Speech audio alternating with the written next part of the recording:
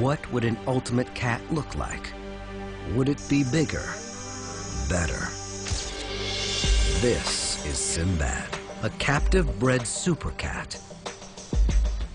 Not a lion or a tiger, but a liger.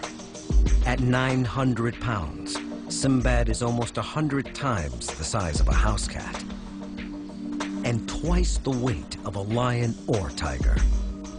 Dr. Bhagavan Antal has raised Sinbad since he was born.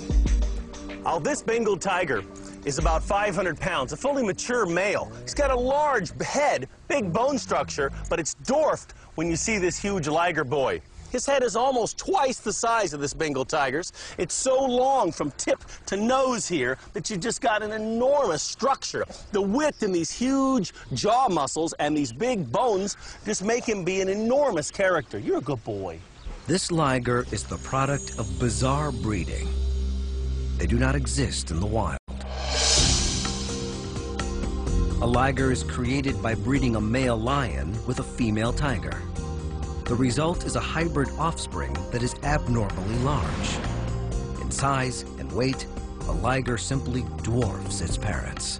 Its massive skull alone can be 40% larger than a lion's or tiger's. They have enormous thick bone structure and can be actually the size of their mother and father combined. Enormous beasts.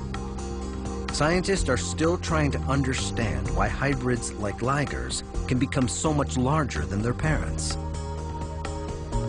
What they do know is that ligers are missing the growth-inhibiting gene that keeps them at a normal size. They only live in captivity, but the scale of their predatory tools is unmatched, even in nature. Ligers share the same ancestral hardware with other big cats. The only real difference is size. Like lions and tigers, a liger's massive canines are set deep inside the skull, like giant screws. Big cats have enormously long teeth, but a lot of the tooth is actually hidden inside the skull. This much of the tooth you can kind of see is covered in enamel. That's how much of the tooth actually is exposed and is used for the killing bite. The rest of this is inside the skull.